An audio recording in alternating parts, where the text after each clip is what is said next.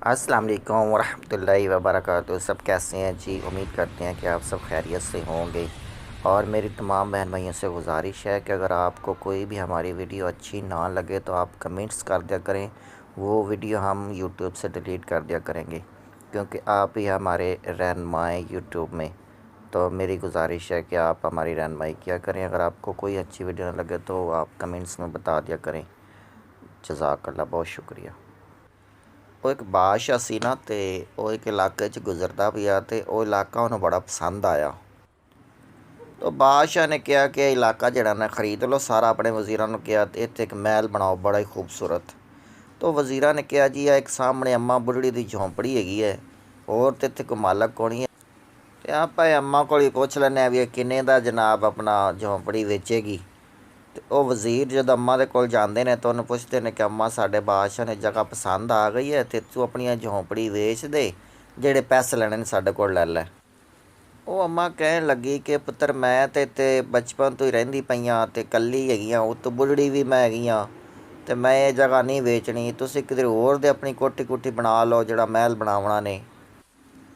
ਉਹ ਵਜ਼ੀਰ ਜਿਹੜੇ ਸਨ ਉਹ ਮਜਬੂਰ ਸਨ। ਉਹਨਾਂ ਕਿਹਾ ਜੀ, ਅਸੀਂ ਤਾਂ ਇੱਥੇ ਹੀ ਮਹਿਲ ਬਣਾਉਣਾ, ਬਾਦਸ਼ਾਹ ਦਾ ਆਰਡਰ ਇੱਥੇ ਬਣਾਉਣ ਦਾ ਤੇ ਇੱਥੇ ਹੀ ਬਣਾਉਣਾ, ਤੂੰ ਮੁੱਲ ਦੱਸ ਮਾਈ ਕਿੰਨਾ ਲੈਣਾ ਈ। ਉਹ ਮਾਈ ਨੇ ਕਿਹਾ ਜੀ, ਬੁੱਢੜੀ ਮੈਂ ਹੋ ਗਈ ਹਾਂ, ਹੁਣ ਮੇਰੀ ਘਰੀ ਉਮਰ ਪਿਛਾਂ ਰਹਿ ਗਈ ਹੈ, ਪਤਾ ਨਹੀਂ ਕਿਸ ਟਾਈਮ ਮੈਂ ਦੁਨੀਆ ਤੋਂ ਟੁਰ ਜਾਵਾਂ। ਤੁਸੀਂ ਸਬਰ ਕਰ ਲਓ ਜਾਂ ਕਿਤੇ ਹੋਰ ਦੇ ਬਣਾ ਲਓ, ਮੈਨੂੰ ਤੁਸੀਂ ਪਰੇਸ਼ਾਨ ਨਾ ਕਰੋ।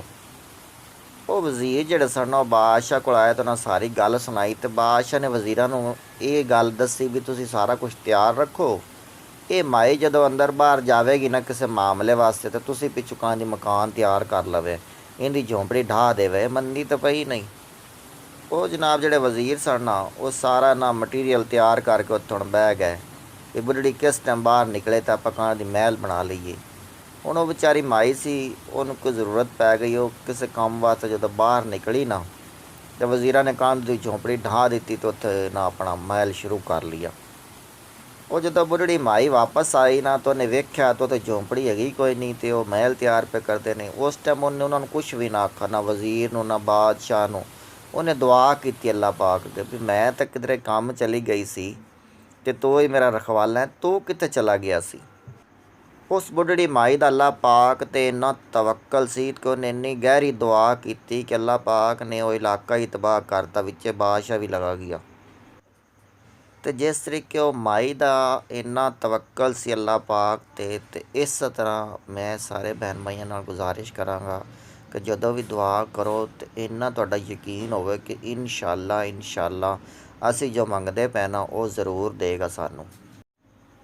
ਇੰਨਾ ਯਕੀਨ ਰੱਖੋਗੇ ਤਾਂ ਇਨਸ਼ਾ ਅੱਲਾ ਜ਼ਿੰਦਗੀ 'ਚ ਕਦੇ ਵੀ ਨਾਕਾਮ ਨਹੀਂ ਹੋਗੇ, ਹਮੇਸ਼ਾ ਕਾਮਯਾਬ ਹੀ ਰਹੋਗੇ।